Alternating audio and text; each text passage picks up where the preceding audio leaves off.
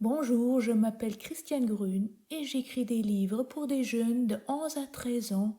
Je vous présente aujourd'hui mon livre L'horloge de Bopi. De Bopi sing Aua, d'illustrationen vom Buch Sie vom Patti Thielen. Voici Lucas, c'est lui qui raconte l'histoire L'horloge de Bopi. Et voici Tania, sa cousine. Bopi est le grand-père de Tania et Lucas. Il adore les horloges, mais depuis qu'il a la maladie de l'oubli, il a bien changé. Écoutez une discussion entre Tania et Lucas. Ben oui, Bopi a vieilli. Il ne sait même plus marcher. C'est pas ça qui dérange maman. Je veux dire que Bopi soit en chaise roulante. Ça, c'est la maladie qu'on voit. Mais l'autre, la maladie qu'on ne voit pas. Ben, c'est normal que les gens ne comprennent pas. Je veux dire, ceux qui ne savent pas. On ne peut pas coller une affiche sur Bopi pour expliquer de quoi il souffre. Les enfants décident alors d'aller tous seuls au home pour visiter Bopi. Mais c'est un grand projet, pas facile du tout.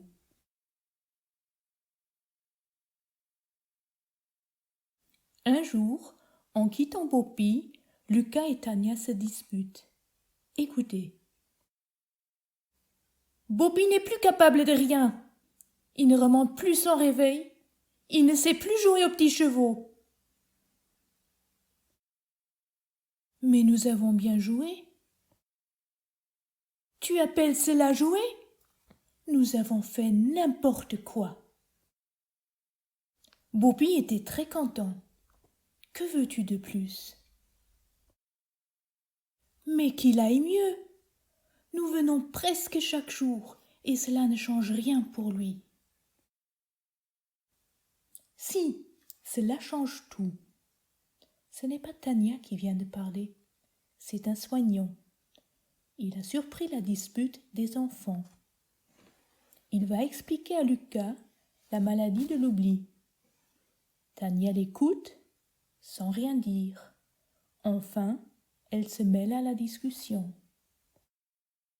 Moi, j'aime bien Bopi tel qu'il est.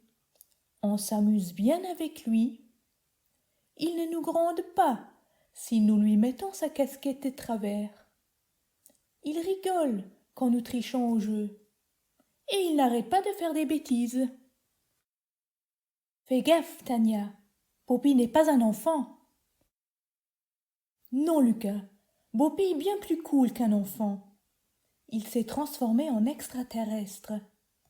Et personne ne comprend sa langue, sauf nous. Lucas regarde Tania, incrédule. La voilà aussi folle que Bopi. Ta sœur a raison. Ce n'est pas ma sœur, c'est ma cousine. Ta cousine a raison.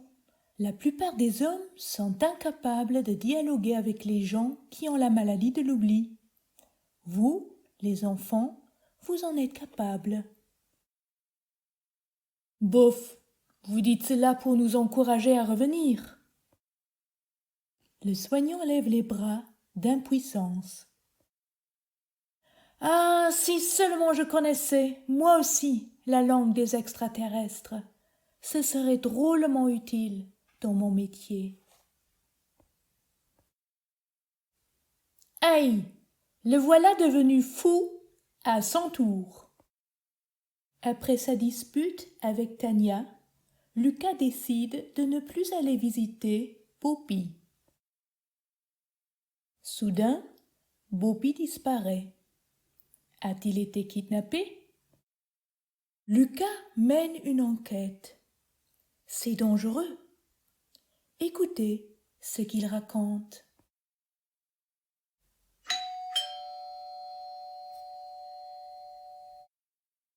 Une sonnerie. Qu'est-ce que c'est? Quelqu'un a sonné à notre porte. Qui est-ce? Le ravisseur de Beaupy? Voilà qu'il a trouvé notre adresse. Il vient chercher sa rançon. Mais je suis seule à la maison. Me voilà en danger. Avec 2 otages, le ravisseur pourra doubler la rançon. Et puis, zut! Je ne serai pas lâche. Je vais lui parler à ce petit ravisseur de rien du tout. Je vais lui dire que Beaupy vaut bien plus que toutes les rançons du monde, que personne ne saura lui payer le prix de Beaupy, qu'il devra le lâcher sans demander son reste. Je bombe le torse pour me donner de l'allure, mais à l'intérieur, mon cœur bat la chamade. Je descends doucement les escaliers, marche après marche. La porte entrée ne m'a jamais semblé si loin. La voilà devant moi, toute petite. Plus je me rapproche, plus elle grandit. Elle devient même gigantesque, avec la silhouette menaçante qui se profile derrière son verre.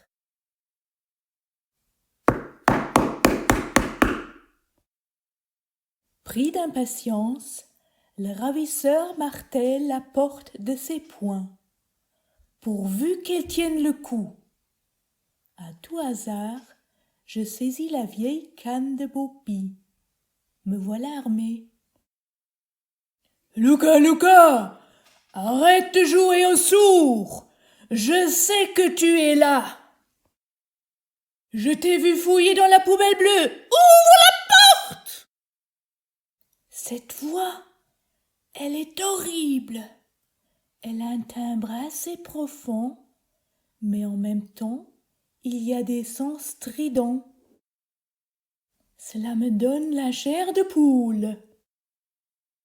Natuurlijk, geradeloos wo het am spannendsten is, hou ich op met lesen. Ich will das Buch ja nicht spoilern. Ich wünsche euch gerade so viel Fried beim Lesen, wie ich da beim Schreiben hat. Wann doch l'Horloge de Beaupy bei den Edition Schortchen oder an all gut Librairie kauft, da geht 1 Euro pro Buch und d'Association Luxembourg Alzheimer. Auch an ihrem Numm sohne ich Heimat vielmals Merci. Zum Schluss wollte ich nach der Beaupy weisen, dem ich immer auf meine Lesungen begleht. Eng Dame aus Ostdeutschland hatte für mich gestrickt. Wie sie Strecke war, habe ich dem Beaupy sein Rollstuhl gebastelt. Aus Wäscheklammern.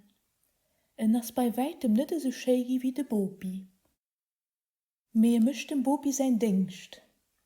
Auch der Erlös von meinen Lesungen geht an die Association Luxembourg Alzheimer.